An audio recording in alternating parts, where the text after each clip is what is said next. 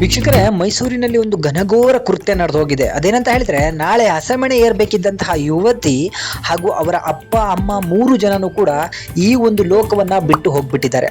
ಹೌದು, ಇವತ್ತು ಚಪ್ಪರ ಶಾಸ್ತ್ರ ಇತ್ತು, ನಾಳೆ ಬೆಳಿಗ್ಗೆ ಮುಹೂರ್ತ ಇತ್ತು. ಅಷ್ಟರೊಳಗೆ ಅಪ್ಪ ಅಮ್ಮ ಹಾಗೂ ಹಸೆಮಣೆ ಏರಬೇಕಿದ್ದಂತಹ ಒಂದು ಮಹಿಳೆ ಅಥವಾ ಯುವತಿ ಏನಿದ್ದಾರೆ, 3 ಜನನು ಕೂಡ ಒಂದು ಡೆತ್ ನೋಟ್ ಅನ್ನ ಬರೆದು ಆತ್ಮಹತ್ಯೆಗೆ ಶರಣಾಗಿದ್ದಾರೆ. ಕಾರಣ ಏನಂತ ಹೇಳಿದ್ರೆ, ನಾಳೆ ಮದುವೆ ಇಟ್ಕೊಂಡು ಈ ಹುಡುಗಿಯ ಲವ್ವರ್ ಅಂತ ಏನಿದ್ದ ಈ ಉಲ್ಲಾಸ್ ಅನ್ನೋ ಒಬ್ಬ ವ್ಯಕ್ತಿ ತನ್ನಗೆ ಮದುವೆ ಆಗ್ಬಿಟ್ಟಂತಹ ಒಬ್ಬ ಹುಡುಗನಿಗೆ ಇವನ ಹಳೆಯ ಒಂದು ಮೆಸೇಜ್ಗಳಾಗಿರ್ಬೋದು, ಚಾಟ್ಗಳಾಗಿರ್ಬೋದು, ಇವೆಲ್ಲವನ್ನು ಕೂಡ ಅವನಿಗೆ ಶೇರ್ ಮಾಡಿರ್ತಾನೆ. ಅದರಿಂದಾಗಿ ಆ ಹುಡುಗನಿಗೆ ಈ ಹುಡುಗಿಯ ಬಗ್ಗೆ ಏನೋ ಒಂದು ಡೌಟ್ ಬರುತ್ತೆ. ಸೊ ಈ ಒಂದು ಡೌಟ್ಗೋಸ್ಕರ ಇವರ ಹುಡುಗಿಯ ಅಪ್ಪ ಅಮ್ಮ ಹೋಗಿ ಈ ಹುಡುಗನ ಹತ್ರ, ಅಂದ್ರೆ ಈ ಹಳೆಯ ಲವ್ವರ್ ಏನಿದ್ದಾನೆ ಈ ಉಲ್ಲಾಸ್ ಹತ್ರ ಮಾತಾಡ್ಲಿಕ್ಕೆ ಹೋದಾಗ ಈ ಉಲ್ಲಾಸ್ ಅವರ ಅಪ್ಪ ಅಮ್ಮನಿಗೆ ಆವಾಜ್ ಹಾಕ್ತಾನೆ, ನಾನೇ ಅವಳನ್ನ ಮದುವೆ ಮಾಡ್ತೀನಿ, ಅದ್ ಹೇಗೆ ನೀನ್ ಬೇರೆಯವ್ರಿಗೆ ಮದುವೆ ಮಾಡ್ತೀಯ ನೋಡೋಣ ಅಂತ ಹೇಳಿ ಚಾಲೆಂಜ್ ಅನ್ನ ಹಾಕ್ತಾನೆ.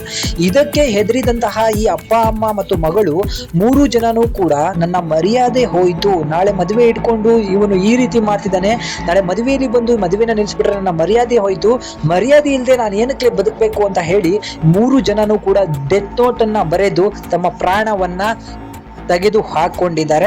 ಸೊ ಇದು ಮೈಸೂರಿನಲ್ಲಿ ನಡೆದಿರುವಂತಹ ಘಟನೆ. ಎಂತಹ ದಾರುಣ ಮನಸ್ಸು, ಎಂತಹ ಕೆಟ್ಟ ಮನಸ್ಸು. ಈ ವ್ಯಕ್ತಿಯನ್ನ ನಿಜಕ್ಕೂ ಕೂಡ ಸುಮ್ಮನೆ ಬಿಡಬಾರ್ದು. ಆ ಡೆತ್ ನೋಟ್ ಅಲ್ಲಿ ಅವಳು ಬರೆದಿದ್ದಾಳಂತೆ ಅವರು ಅಣ್ಣ ಇದ್ದ ಹಾಗೆ ಅಂತ ಹೇಳಿ. ಬಟ್ ಚಾಟ್ ಅಲ್ಲಿ ಏನಿತ್ತೋ ಖಂಡಿತವಾಗಿ ಗೊತ್ತಿಲ್ಲ. ಇಲ್ಲಿ ಹುಡುಗಿನೇ ಸರಿ ಹುಡುಗನೇ ಸರಿ ಅಂತ ಹೇಳೋಕ್ಕಾಗಲ್ಲ. ಲವ್ ಮಾಡ್ಬೇಕಾದ್ರೆ ಎಲ್ಲಾರು ಚೆನ್ನಾಗಿರುತ್ತೆ, ಮದ್ವೆ ಅಂತ ಬಂದಾಗ ಯಾರಿಗೂ ಏನೂ ಬೇಕಾಗಲ್ಲ. ಆ ಲವರ್ ಬಂದು ಅಣ್ಣ ಆಗೋಗ್ತಾನೆ, ತಮ್ಮ ಆಗೋಗ್ತಾನೆ, ಮತ್ತೆ ಬೇರೆ ಏನೇನೋ ಆಗೋಗ್ತಾನೆ.